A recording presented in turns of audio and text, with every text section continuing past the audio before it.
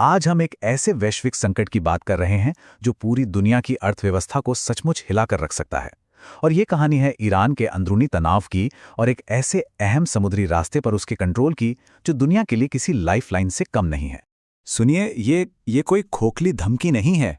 बिल्कुल नहीं। ये ईरान के पार्लियामेंट स्पीकर की तरफ से एक सीधी सीधी चेतावनी है। और इससे आप अंदाजा लगा सकते हैं कि हालात कितने ज्यादा संगीन हो चुके हैं। मतलब ईरान का यह आक्रामक रवैया साफ साफ एक बड़े टकराव की तरफ इशारा कर रहा है। लेकिन ईरान का ये आक्रामक रवैया अचानक से नहीं आया है। इसके पीछे एक बहुत बड़ी वजह है।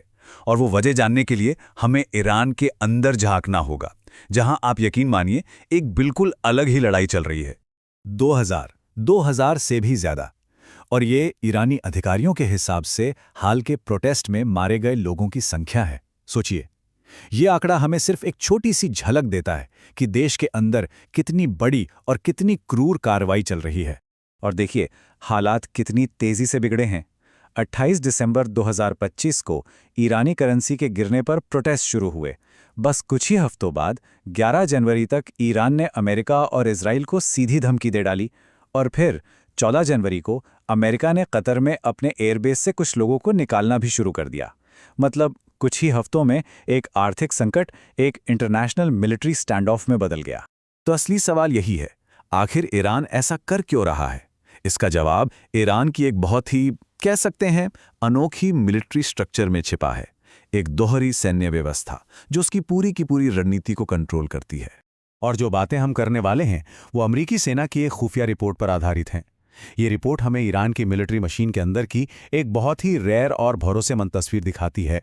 देखिए, ईरान के पास एक नहीं बल्कि दो सेनाएं हैं। पहली है अर्तेश, जो उनकी पारंपरिक सेना है जिसका काम है बॉर्डर्स की रक्षा करना। और दूसरी तरफ है बेहद शक्तिशाली इस्लामिक रेवोल्यूशनरी गार्ड कॉर्प्स यानी IRGC।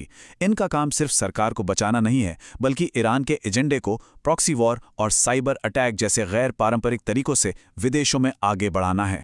और ये रिपोर्ट ईरान के 4 मेन स्ट्रेटेजिक गोल्स बताती है।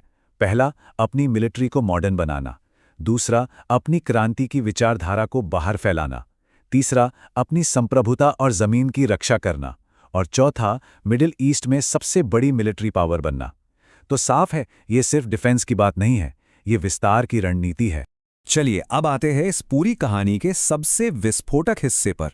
एक ऐसा तंग समुद्री रास्ता जो ईरान को पूरी दुनिया के ऊपर एक जबरदस्त कंट्रोल देता है।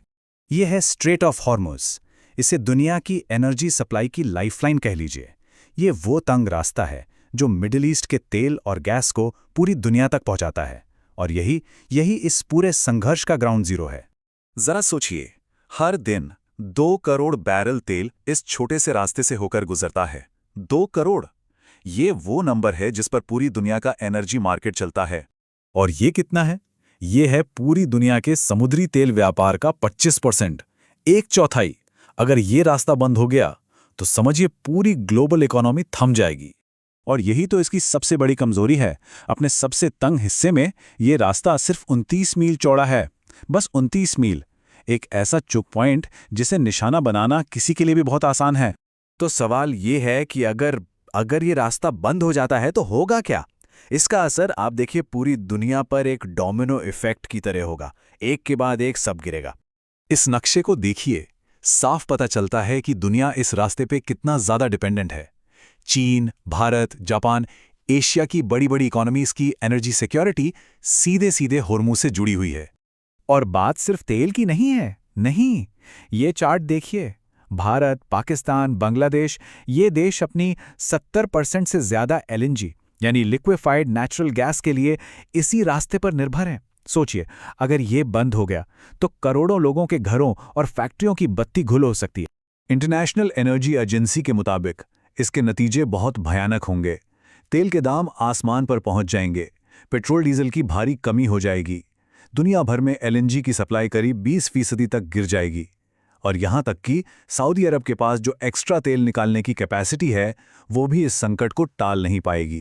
तो जब हम इन सारी कड़ियों को एक साथ जोड़ते हैं तो जो तस्वीर सामने आती है वो सच में बहुत ज्यादा खतरनाक है। तो असल में हो क्या रहा है? हमारे पास एक तरह का एक विस्फोटक मिक्सचर है। एक तरफ ईरान के अंदर चल रहे विरोध प्रदर्शन, दूसरी तरफ उसकी आक्रामक मिलिट्री पॉलिसी और तीसरी तरफ दुनिया की एनर्जी लाइफलाइन पर उसका कंट्रोल। ये तीनों चीजें मिलकर एक बहुत ही ज्यादा खतरनाक सिचुएशन बना रही हैं। और ऊपर से कतर से अमेरिकी सैनिकों का हटना और बातचीत के सारे रास्ते बंद हो जाना, इससे हालात और भी बिगड़ गए हैं। अब एक छोटी सी गलतीफहमी, एक छोटा सा मिसकैलकुलेशन एक बहुत बड़े जंग की वजह बन सकता है। और ये सब हमें एक बहुत बड़े सवाल पर लाकर खड़ा कर देता है। जब एक देश के अंदर इतना दबाव हो और पूरी दुनिया की इकोनॉमी एक तरह से बंधक बन गई हो, तो क्या इस तबाही के मुहाने से वापस लौटने का कोई रास्ता बचा है, या फिर हम सब एक ऐसे टकराव की तरफ बढ़ रहे हैं जिसकी चपेट में आने से कोई नहीं बच पाएगा?